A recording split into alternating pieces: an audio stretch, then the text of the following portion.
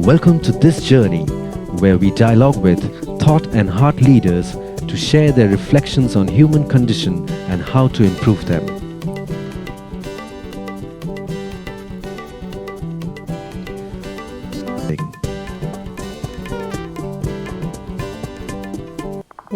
My diagnosis is that you have a lot of anxiety, and this is centered around your relationships, and I think you should have better communication. And what was really interesting was that my prescription wasn't pills, because I wasn't able to give pills at the time. I was 8. But my prescription was, I think you should do the things that you enjoy more, like dancing. So I think from a really early age, I had this interest in helping people discover what their strengths were, and really prescribe them not medicine, but prescribe them to increase their strengths, to increase their well-being. So sort of with that background and that interest, I studied psychology at Grand Valley State University, which is a university in Michigan. And there I was really interested again in clinical psychology, and I thought I wanted to be a practitioner. So I had an internship at a private practice, and this was really formative for me, because I realized every day I saw the same patients coming in and out, and some of these people had been going there for 10 years, and I just wasn't sure that things were getting better. And I think that clinical psychology is really important, and people definitely need the therapy, but I just realized it wasn't something that I thought I was especially interested in. So kind of with knowing I didn't want to do clinical psychology, I wasn't really sure what else was out there. And I happened to stumble across Martin Seligman's work at this point, in his book Flourish. So I was reading his book, and it really spoke to me, and I thought, wow, this is exactly what I want to do. So on a whim, I applied to the University of Pennsylvania's master program in positive psychology, and I got in. So that was great, and that was sort of the beginning of my journey towards positive education. So I studied with Martin Seligman at Penn, and while I was there, I had the chance to work with one of his graduate students, Alejandro Adler, and together we were really interested in positive education, and he was doing some work in Nepal. So together we went to Nepal, and after I graduated from Penn with my master's, I spent a year living in Asia. So I was living in mostly India and Nepal. So in India, I was in Bihar, which is one of the poorest states in India, and it was a really interesting experience applying a curriculum that I had developed to teach things like growth mindset, gratitude, strengths, mindfulness, to not only students but to teachers. So that was really interesting to see your theory applied in real life, and to realize the issues that come up, especially when working with teachers whose main problem wasn't, students' behavior, is actually just showing up to the classroom, and to dealing with students who didn't want to go to school because they could earn more money working on their family's farm. So dealing with these really complex issues. So at that time, I was living in Bihar, and this role for IPEN came up, and it was sort of my dream job. So I took the chance, and I've been here ever since. So I've been working for IPEN for about 3.5 years now. Wow, that's actually fantastic. Chronology that you've given us. That's a brilliant thing. So I hear you say, Emily, is that there was some sort of clarity that you had as you were growing that naturally took you and led you to this area. Am I correct to infer that? Yeah, definitely. I think I've always been a really strange student, in the sense that I happen to really love school and be super intrinsically motivated to sort of do all these outside projects, and even in university, I took it really seriously, and I made sure to do research all 4 years. So for some reason, I had this sort of innate sense that I should be getting more out of my education than just what they were offering, I guess. So making sure I was kind of being really well-rounded and doing a lot of activities. But the further I get out of education, I realize that that's sort of an uncommon experience, and I think my passion would be to make that part of just the normal school culture, to offer these kinds of experiences to students so that they leave, not only prepared with the knowledge in their heads, but also the motivation, the grit, the resilience, the compassion to carry on into the world and make a difference. Wow, wow, amazing, amazing, Emily. So, how do we frame this? So there is this thing called education that is already there as a system in almost all countries now. Safe to say, almost all countries. And of course, these education systems within each country, there are different kinds of curriculums and different kinds of schools that are flourishing. Uh, in your journey, what did you see with the existing education system that it fundamentally lacks or needs to improve upon? Yeah, I mean, so I'm always cautious to not to not like belittle education as it is now, because I think actually we're doing a lot of things really well. So I think the education now is great. I think it could be improved upon in realizing that education isn't merely to provide students with how to pass tests, to how to master math and reading and science. But there's a whole new set of skills that I think students are going to be required for jobs in the 21st century. And those skills require those human skills. And I think for a long time we thought, oh, well, people learn character at home, people learn resilience at home, people learn love at home. But, that might have been the case for me, but for a lot of students, and when I was in Bihar, I could see this. Some parents are overworked, maybe they don't have their own emotional intelligence to understand what to teach their students. So I think we can't just assume people are getting equal knowledge and access to this information at home. And so I think schools have a responsibility now as a place where, they really foster the young minds of the future to equip students not just for tests, but for the test of life. Interesting. So I was, in preparation for this interaction with you, Emily, I also looked up some of the interviews, and I came across this interesting debate that was hosted by UK Policy Exchange, and in which you had on one side Sir Anthony Selden and James O'Shaughnessy, and on the other side you had Martin and a couple of other guys, and they were actually arguing about character, whether it is trainable, it is not trainable, and whether the existing curriculum time should be exchanged for teaching students in character. My first curiosity on this, Emily, would be: are there any working definitions of the word character that is more popularly accepted? Yeah, character is a tricky one. I don't have the perfect definition to offer you. And I think there's a lot of great people who have worked around character, like the Jubilee Center for Character and Virtues in the UK. They might have a good working definition, but I don't feel prepared to give the definite one. But as to this idea of character being malleable, I definitely think it is, and I think that research supports that. So James Heckman, who has done studies on the neuroscience of character, has shown that students are able to change their character traits, and it's malleable. And further, Carol Dweck, who's worked a lot around growth mindset. So growth mindset is the belief that we can change our skills and ability if we work hard and persist. And I think that applies to character as well. So if you constantly are practicing being kind to someone, for example, I think you become a kinder person. So I think it's a matter of, it's kind of an Aristotelian, and also Benjamin Franklin kind of had this philosophy that if you practice being virtuous, that it would happen. And I really do think that's true, and I think that research is beginning to support that as well. And I can just say in my own experiences in my life, I think that's true. And also in the research that I've done in India and Nepal and other places, this is something that I've seen to be true as well. Yeah. Can you take us through a little more deeper into your research, Emily? Can you share a little bit more about that? What was it about? How did you go about doing that, and what were the findings like?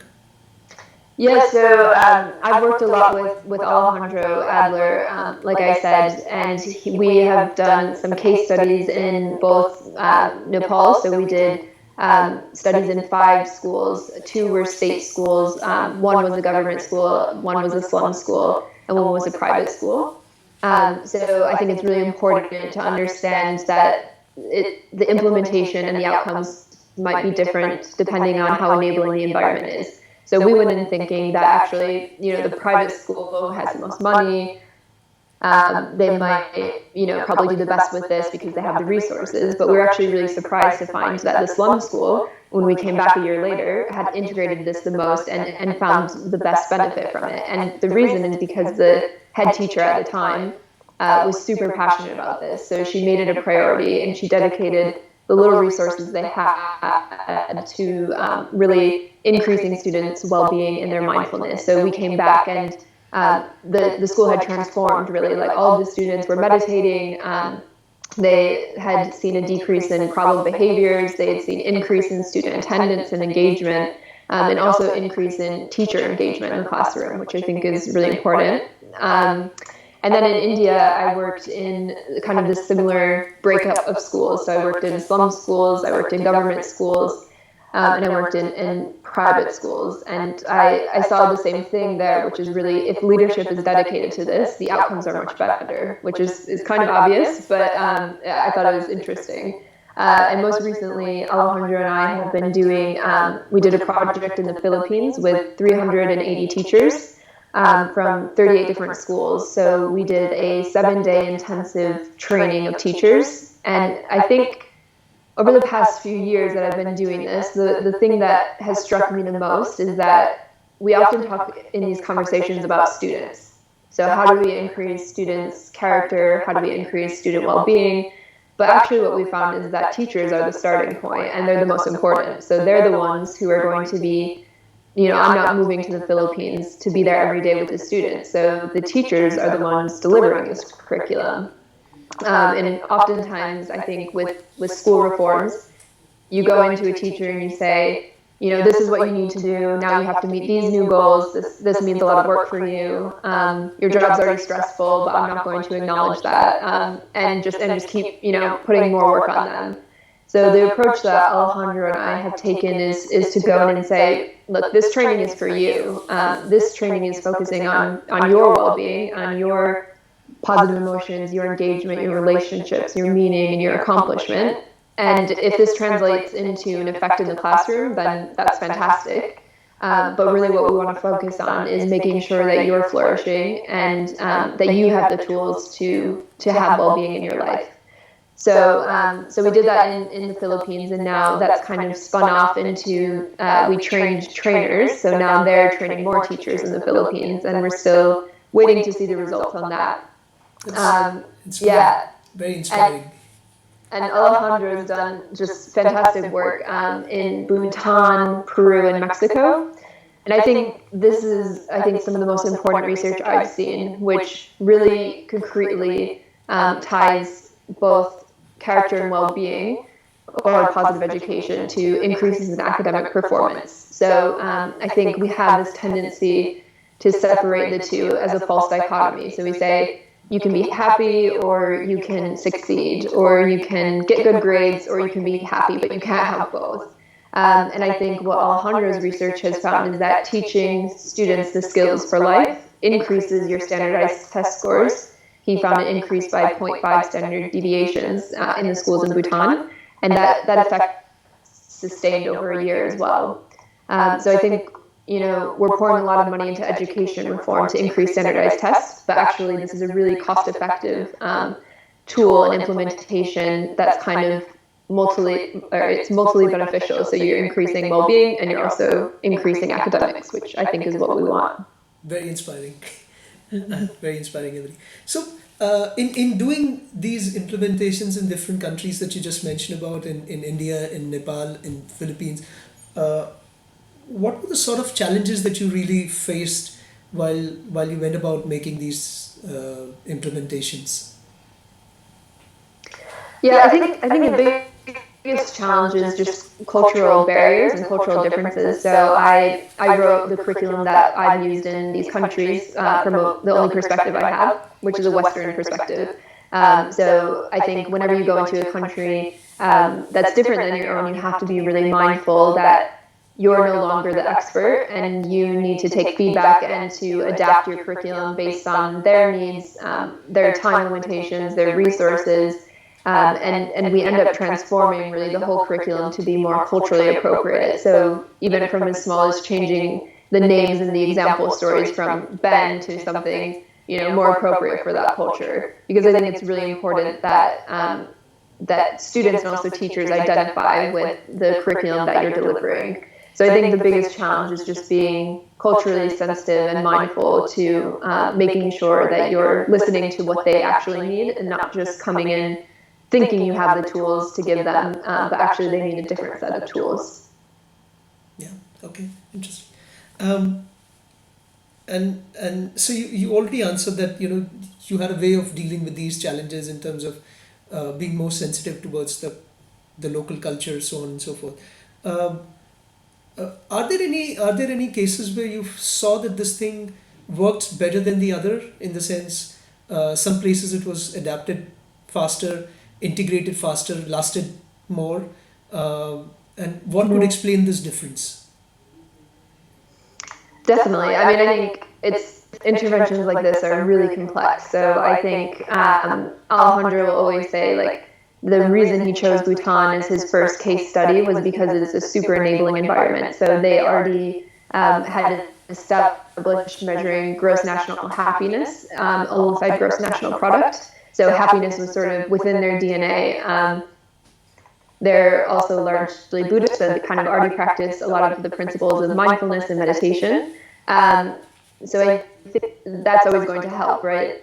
The years are going to help those seeds that you plant really flourish. So I think a few things that affect the outcomes are, like I said before, leadership dedication. So having, whether head of the school or the Ministry of Education, when being supportive, that's going to make a huge difference. And then also having sort of buy-in from teachers is also really important. So explaining to them what you're doing, why you're doing it, rather than just, again, coming in and kind of preaching at them, that makes a huge difference.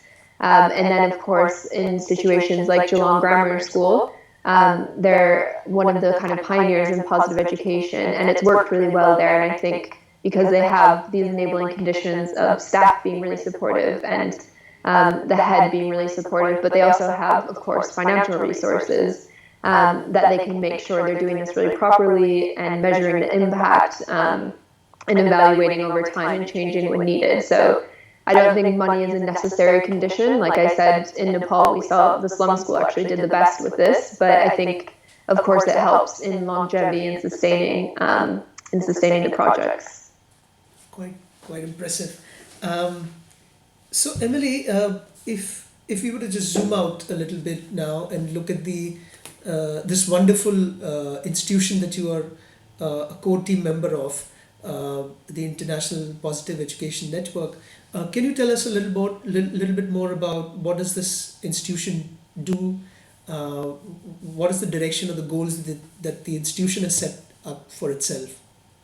Yeah, so IPEN, or the International Positive Education Network, IPEN for short, was founded in 2013 by Dr. Martin Seligman and Lord James O'Shaughnessy. So they brought together 16 of the world's leaders in positive psychology and education for a 3-day summit. And they didn't really have like objectives for the meeting, they just kind of wanted to see what happened. And two really concrete things came out of this. So the first was that these people were coming from all over the world and were practicing different approaches to positive education. But despite the names that people call it, so some people call it character education, moral education, virtues education, citizenship, despite these different kind of names, they all had an underlying DNA, which is what we call the double helix of positive education. So they all were practicing teaching academics plus character and well-being. So that really became the kind of underlying DNA for IPEN moving forward.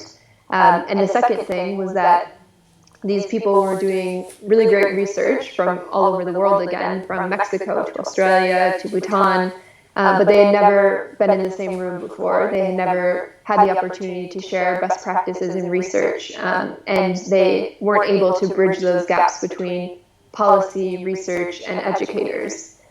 So we really felt that there was no governing body around this movement of positive education that could bring together people to collaborate and to share what's working well.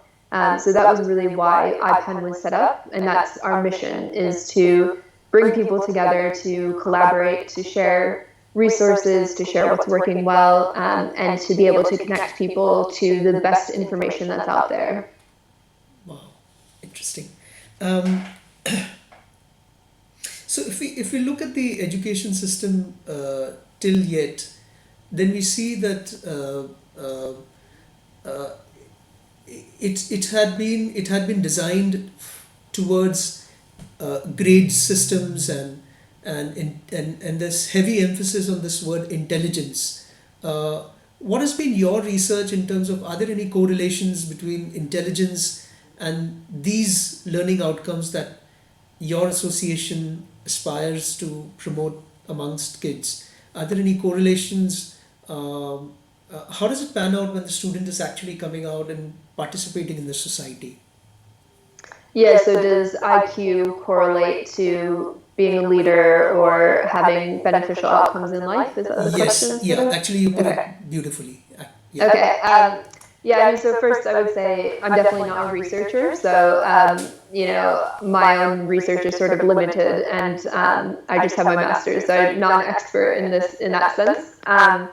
But I think that for a long time IQ was kind of the gold standard, and we made a lot of assumptions that if you have this high IQ, then you could do well in life. And IQ is how we judge people if they get a job, if they get into universities. But I think that we're slowly starting to see the culture shift a bit. So if you look at organizations and businesses like Google, for instance, they obviously value people who have intelligence and IQ, but they also look a lot for those kind of softer skills, like leadership and creativity and innovation. And I don't want to speak to this definitely, but I don't think there's always a correlation between IQ and having these kind of softer skills like emotional intelligence. So yeah, I can't speak definitely to that, but in the past, that's what I've seen. Yeah, interesting. So I can share some of the things that we picked up in our journey, and maybe you can then comment on that. So we are very much working with Google, and so Google has the Search Inside Yourself Leadership Institute, which we're helping them come to India, and so we are in constant conversation with them about why did this even come about in an environment like Google, because back then in 2007 when this whole work started, even then Google was one of the best places to work. Mm-hmm. So what went missing in one of the best places to work, that they had to look towards this kind of thing. Second is we've been looking at researches coming from Gallup, which is one of the leading polling organization, saying that there are almost 70% of the employees in Fortune companies are disengaged. And then we are looking at a new phenomena or paradigm emerging called democratic business structures, where employees want to have a voice in the process of the company, and all of these are leading towards the following perhaps summarization. One is employees having a difficult time dealing with their emotions at workplaces. Number two, because more and more repetitive jobs are being outsourced to machines, you now have an environment where humans are constantly dealing and trading in conceptions, judgments, and opinions. And the way to deal with these abstracts of conceptions, judgments, and opinion has a lot to do with not just the reasoning or the logic bit of it, but how we communicate it to others, take their perspective. So all of these are pointing towards these skills, which I also see as learning outcomes of things that you're saying. Am I right in my inference if I just try to connect them? Yeah, definitely. I mean, a lot of times education responds to also what business leaders want. So in the past, we had educated based on the jobs that were available at the time. And I think that it's kind of, now we're at another friction point where we need to decide, like, what is the purpose of education? What kind of jobs are we preparing our students for, and what are top companies looking for? And I think something like 81% of business leaders had said that they're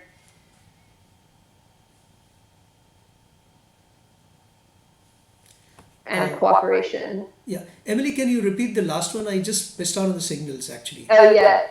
So I was just saying that something like 81% of business leaders said the top qualities they're looking for are leadership, cooperation, teamwork, and innovation. So it's quite apparent that they're not looking for the same kind of skills that maybe even my parents were in the job market for. So I think that education, is changing to kind of meet those demands. And like you said, Google, even though they're a top company to work for, they still need to make sure their employees are engaged, because disengaged employees are a huge liability to the company. You're missing out on human resources, human potential. Disengagement leads to higher rates of physical illness, higher sick days. So there's all these negative outcomes from being disengaged in the workplace. And I think that, people are really starting to take notice that it's not enough to just provide someone with an income and a job anymore. You have to now provide them with an income, a job, autonomy, intrinsic motivation, and the ability to use their strengths. So I think we're in a really interesting time where jobs are changing and everyone's trying to figure out how to meet these new demands. Interesting. Can you help us understand, Emily, what are the learning outcomes that the institution is championing in these students? What are the key learning outcomes that we're looking at? Yeah, so for instance, I can speak to some of the learning outcomes that everyone's are sort of different, but generally we teach things like growth mindset. So again, that's the ability to sort of believe that your skills and intelligence can be malleable and adapted over time, which leads to more resilience, better outcomes in GPA, things like that. So growth mindset, mindfulness, creativity, leadership, cooperation, empathy, strengths, which is a very all-encompassing kind of topic that we cover, which is covering 24 character strengths. So those are things like love of learning, all of these hosts of different good qualities in people.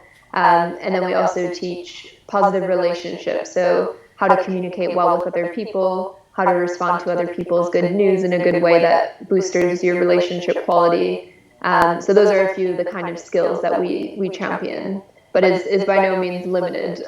So I think there's a lot of skills that different people have really championed and done well in schools. And I can also see that it would also be slightly challenging defining them as mutually exclusive, because there would be a lot of overlaps within them. How do you deal with them in that case? If there are overlaps between certain concepts, or do you have proponents of these different things that you just mentioned, and then they develop a curriculum for the network? Yeah, so the network, IPEN currently doesn't have a specific curriculum that we promote or that we have created ourselves, because we think that from country to country and culture to culture, it should look very different. So we have certain things like reports that we put out that highlight what we think is going well, but we don't really endorse a specific one curriculum, because we think that there's a lot of great curriculum. But when you're talking about these being mutually exclusive traits, I definitely think that they all bleed into each other, which is why we sort of chose the umbrella term of calling it character and well-being skills, rather than specifically naming what traits we think are important.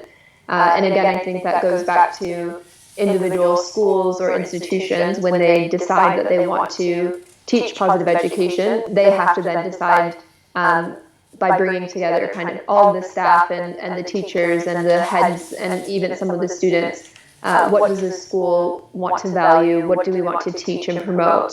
So I think it should be something that's really decided on almost a case-by-case basis. Interesting.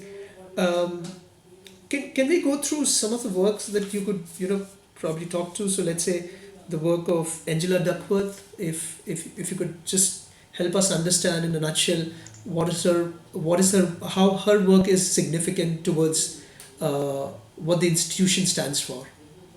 Yeah, so Angela Duckworth has championed a term called grit, which is passion and perseverance for long-term goals. So I think we kind of all intrinsically know what grit is. So being gritty is, really persevering on a goal that might be really hard and that you might have a lot of setbacks on. But what Angela found was that people with grit, so she measured it in the student spelling bee champions from New York. She measured it in a few other schools and also in the Army and Navy SEALs training. So she found that the people who have grit, in some cases, outperform people with higher IQs.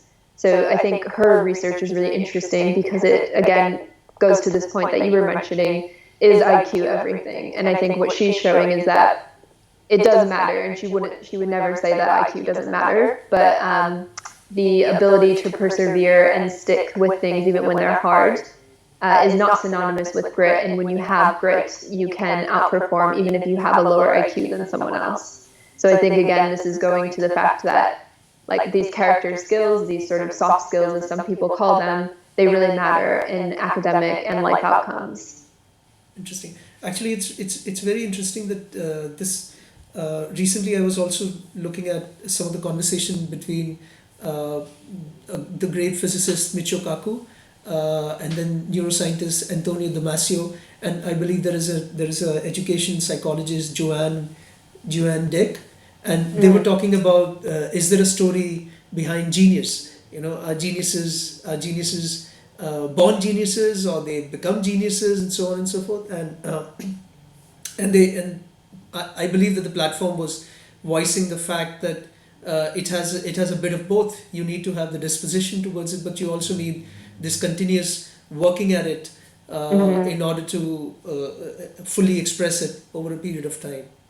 So. Yeah, exactly. So I think just being smart, you can be really smart, but then just squander your potential and not really do anything with it. So I think, yeah, like you said, it kind of has to be a combination of grit, IQ, and also intrinsic motivation as well. So if you are really gritty and you have a lot of IQ, but you don't really have the motivation or the passion to do anything, then that might not really serve out in your favor either. So I think you need a combination of all these sort of skills to become either a genius or a leader or passionate about your goals and pursuits. Yeah. How would you define the work of James O'Shaughnessy?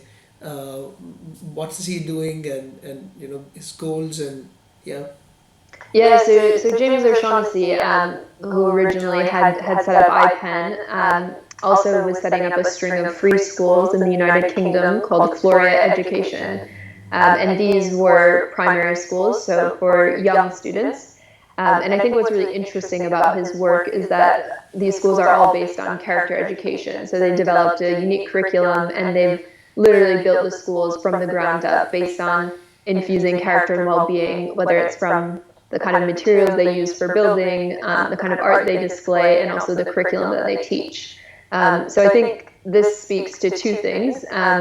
One, that positive education can be caught, and it can also be taught. So the taught is obviously the curriculum that you are explicitly giving to the students, whether it's a lesson on hope or love or whatever it is. But the caught is also really important. So that comes down to being a role model for your students. So infusing the classroom with, the kind of skills that you would want students to have themselves. And also the environment being enabling. So having a welcoming, warm, safe environment where students feel that the whole ethos is infused with kind of a culture of well-being and flourishing. So I think that's really important. And also, James was one of the kind of first people to really realize that we didn't have to wait until students were in, secondary school or in university to start teaching them life skills like leadership and grit. We could start from a really young age, because children are especially malleable when they're much younger, and that this has beneficial outcomes later in life. So James has done great work. I think they have 3 schools now open in London, and they're planning to open a lot more in the coming years. Very inspiring. Any other examples you would like to discuss with us of these kind of things happening across the world? Yeah, I think I've mentioned I mean, just if I had to say kind of a summary of the best case studies, and we recently wrote a report for the World Government Summit. It was called The State of Positive Education. And I think that really highlights everything that I'm saying to you in a very cohesive way with some data as well. But I think some of the best case studies I know of are Tecmilenio University, which is a university, it's a string of campuses, actually 29 campuses in Mexico. And they've taken on an approach of an entire ethos of positive psychology, well-being, and the science of happiness. So again, students are taught positive psychology, but it's also COPT, so it's part of their ethos. So they've done a really fantastic job, and I think they're kind of the premier example of what this looks like at a university level. And then all the work done by Alejandro Adler, whether it's in Bhutan, he did a whole country intervention. In Peru, he worked with 700,000 students, and in Mexico, it was with 70,000 students. So his work is really changing the way we view the relationship between academics and character and well-being as mutually reinforcing rather than mutually exclusive, and especially at a country level. And then in Australia, there's so many case studies I could highlight. I think Australia is sort of the hotbed of positive education. So Geelong sort of led the way in 2008 by bringing Marty and a bunch of leaders there. And then St. Peter's College has also become a fantastic school and really rigorously measuring the impacts of positive education. And then there's the University of Melbourne, where a lot of the good research is coming out from Dr. Peggy Kern, who is doing, she's developed 2 measures on adolescent and adult well-being, which are fantastic. And then, of course, there's then the policy level, which I think the UK is doing a great job of kind of trying to focus on mental health, well-being, and character as education policy at a government level. And then there's places like Singapore who have citizenship curriculum, that's national curriculum, every student learns. So there's no lack of good case studies, and I would definitely recommend looking at a report for a more in-depth kind of view of those. Great. Emily, how do you keep yourself updated to so much happening? Because if we look at just about a couple of decades back, the words in positive psychology, the words in consciousness, the words in terms of science of awe, science of laughter, science of cooperation, forgiveness, I think till about 2 or 3 decades back, they were not even encouraged in researchers. And now you have a huge number of people working in almost all of these areas, and each of them are coming up with so many findings each passing day. How do you first of all keep yourself abreast of so much happening in the field, and how do you make sure that these things are also brought to the existing implementations? Yeah, so I mean, it's definitely a constant struggle, because on top of keeping abreast of all these things, I have to run the company as well. So it's become much harder. But I think we have IPEN global representatives who are from 52 different countries, and they're fantastic. So their job is sort of to be the eyes and ears on the ground. So if they come across something, for instance, in Dubai, they'll shoot me an email with the link to an article. So I think kind of in that way, curating my knowledge is really helpful to have these people who can kind of send you information. And then of course just reading articles that I come across. And Twitter is constantly a source of information for new research articles that are coming out as well. And now we've recently hired a communications officer, so she does a lot of that kind of work for me as well, which is really nice. But I think in order to get really the best information, it's about first cultivating a network of people who are kind of authorities in the field, and then using them as your sources of information, so you know that the work is credible, it's coming from a good source, because I think it's increasingly difficult to find news without bias, or the right kind of news, whatever that is. So it's about having people you kind of trust who can feed you some information. Yeah, and I'm sure that could be one derivative outcome, maybe not intended, out of what the work that you do, because I think today in we using the very reach of reason for firing up agendas across the world. So yeah, getting authentic information which is more objective is becoming difficult. So I agree. Definitely. I want to go back to the policy thing that you just mentioned. So I'm assuming that you're talking to several governments, or your representatives are talking to several governments in terms of bringing policy changes in the education sector. Uh, what are the pushback, or what are the challenges you're facing in the policy changes, at the level of the policy changes? Yeah, I mean, we've had a lot of really interesting conversations in the past. It seems to be in the past sort of year, things have really been picking up, I think, in this field. And the main challenges are first, I think that, again, people don't understand that these aren't, I've called them soft skills myself a few times. I don't actually really like that term, but people don't realize that these are actually really beneficial skills. So these are things that produce not only well-being and happiness, but also beneficial life outcomes like higher income later in life. People who learn character are more likely to vote in upcoming elections. So there's all these kind of positive downstream effects, we call them, from teaching these skills. So I think we still, again, have that tendency to really separate the academics plus the character and well-being. So that's always the challenge. But I think with all this emerging research, it's becoming increasingly easy to show people that actually you can have both. So I think the first challenge is always in how you frame a message. So how you're approaching a policymaker about this kind of thing, so they can increase academic performance and also do something good. And then also I think until recently there haven't been enough really good case studies of governments taking the leap into talking about character and well-being as a national policy agenda. But again, I think that's changing. So like I said, the UK, so when Nicky Morgan was the Secretary of Education, she came out with character education grants to any schools who were promoting resilience and grit. So I think when it comes from the Secretary of Education, people start listening, and that slowly starts to kind of shape the culture. Similarly, like I had mentioned in Singapore, with the citizenship education curriculum, those kinds of things start to change people's minds. So when you approach a policymaker, it's no longer saying, you could be the first person to do this. It's saying, all these other people are doing it, why aren't you? And so I think that's been an interesting change. Maybe the way you want to frame that is, you don't want to be the last person to do it. Yeah, you don't want to be the last person.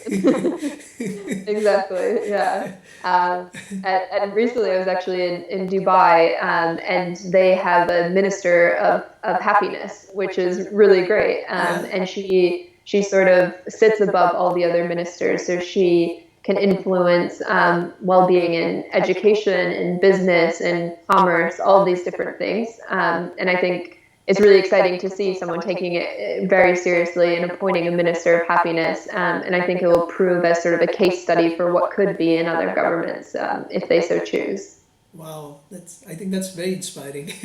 Yeah. I was also wondering, in the coming years, that we see a huge displacement of the current manual jobs being outsourced to technology, a thing that we referred even early in our conversation. Coming back to that, do you think that having the skills that the learning outcomes like your institution is trying to promote, would that help people in be more creative, come up with their own, so create their own opportunities rather than waiting for opportunities to happen to them, and be, even if there are failures, be more get up, dust off, and look what you can do next. Yeah. So I think this is a really interesting point, and actually something that's been coming up in conversations recently I've had with people. So at the World Government Summit in Dubai again, I heard Elon Musk speak, and he was talking about the dangers of artificial intelligence, and that this is something that's going to happen. We are going to lose a lot of jobs, and so now we need to start thinking about what are we going to be doing with all these people who lose their jobs. So I think these skills can help twofold. The first and sort of the most obvious answer is that it can help people cope with, losing their jobs. So it can help give them more resilience. It can help them find meaning and purpose in other ways. It can help build their relationships and social networks. So that's sort of the kind of band-aid fix that this could offer. But I think the more preventative and long-term solution is that the way I see it, artificial intelligence will be replacing a lot of our jobs. But what artificial intelligence hasn't been able to master yet are those human skills like empathy and love and kindness and critical judgment and thinking. So for example, they might be able to replace a surgeon, but research has found that when medical doctors show empathy, their patient outcomes are much better, so their patients recover quicker from surgery. So I think, again, this is something that a robot can't do, is show empathy for another person. So I think that what's unique about humans and the advantage that we have over artificial intelligence is that we have the ability to bring all of our human skills to the table. And I think that's, again, why we need to be teaching these skills as highly important to students, because in the future that might be what they have to separate them.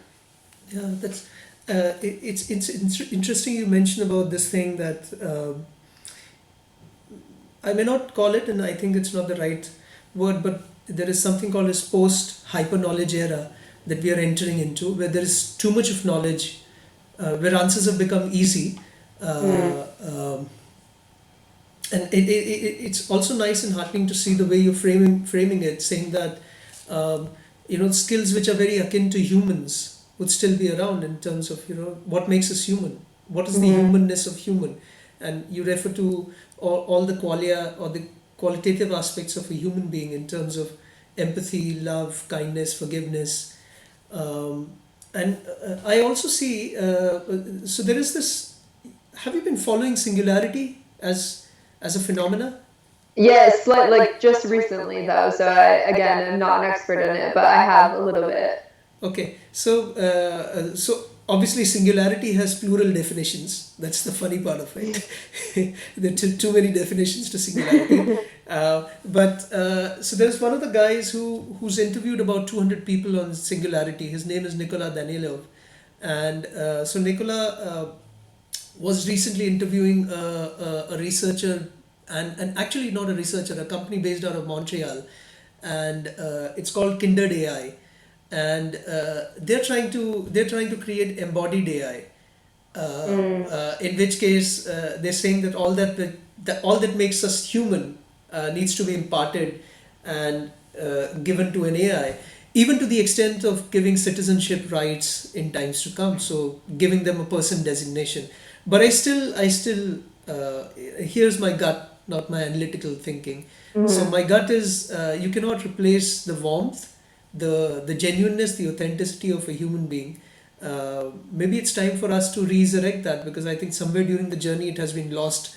Maybe through our pace, maybe through our other problems that we were trying to fix in humanity. Yeah, and I was recently asked to comment on like this very conversation, and they asked me, can you put a positive spin on this, because Elon Musk was talking about it in very like dire terms, and they said, is there anything good that can come of this? And I said, well, I think it's a great opportunity, actually, because when anything changes, when there's a dramatic change, whether it's good or bad, it forces us to rethink everything, really. And so I think with the resurgence of AI and the potential they have to displace us, I think it's forcing us to rethink, like you said, what we are as humans. It's forcing us to think about our connections to other people and how much other people matter to us. And it's also forcing us to rethink, again, education, what it is and what purpose it serves. So I think if we look at this as an opportunity, rather than something that's just going to destroy all of us, we could all really band together, and that's sort of my optimistic spin on something that is quite scary and maybe inevitable. Yeah, and in fact, if I may just share a couple of more things on this, staying with the subject of the AI. So there are again several school of thoughts for the thing, but there are two schools primarily. One school where people do not believe that AI indeed someday would overtake the capacity that human intelligence has. And so people in this camp are people like Chomsky, Minsky, who do not think that, they don't see that as an event horizon very near. And then there are other people who believe that this could be possible, but then they believe that we haven't yet answered the ethical implications of these advancements. So maybe, and I think at the heart of the word ethical questions around them is the very outcomes that you and your organization is working towards. Because I think if anything, we're trying to make a more moral, more honest, more authentic, more together, more united society. Am I right in just framing it this way? Yeah, no, I think that's absolutely right. I think in a society where, we have increasing technology, access to information, it's easy to forget about the people around you. It's easy to forget to have conversations. And I think the strongest finding actually from positive psychology is that other people matter. So when you have good relationships, when you feel supported, when you feel loved, these are all things that contribute most highly to your well-being. So I think perhaps that when AI comes in, if it's seen as other, sometimes when we see something as other, it forces us to embrace our in-group, which are humans. So potentially then again, that would force us to kind of come together in a way. Interesting. So Emily, just last few closing curiosities. If you can share with us a book that you would recommend people to read that has really helped you or moved you in the recent past. Yeah, so currently I'm reading a really interesting book called The Mandible Family, I think. And it's sort of about what we're talking about actually now, which is how money has become devalued and it kind of flips society on its head. So I would say it's an interesting read, but it hasn't necessarily formed my life yet. But a few of the books that I've really enjoyed are, it's called Making Paradise in Hell, which is by Rebecca, I can't remember her last name. Okay. But it's a really beautiful book about how communities come together in times of hardship.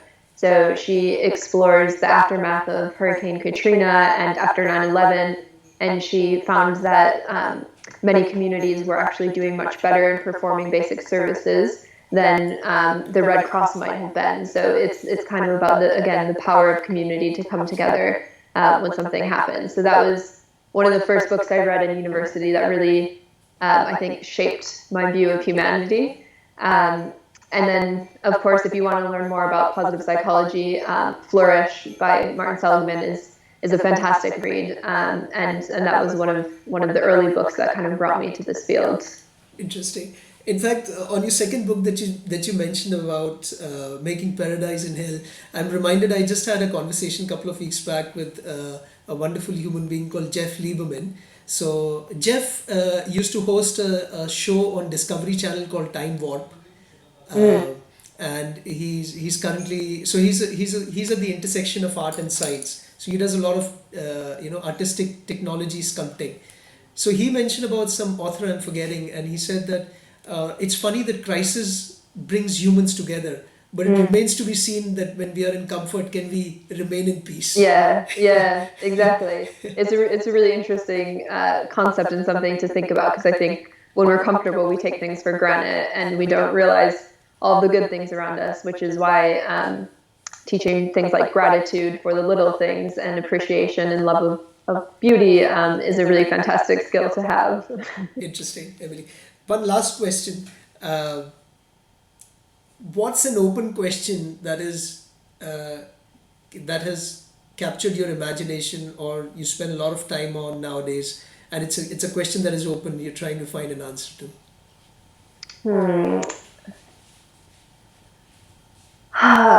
I think good question. I'm looking for an answer to. I have a lot of them, but I think recently. So I have one related more to personal life, and then one more related to the work I'm doing. So the one for personal life, I think, is just how to find balance. So in a field where I study happiness, and I know all the things that should make me happy, How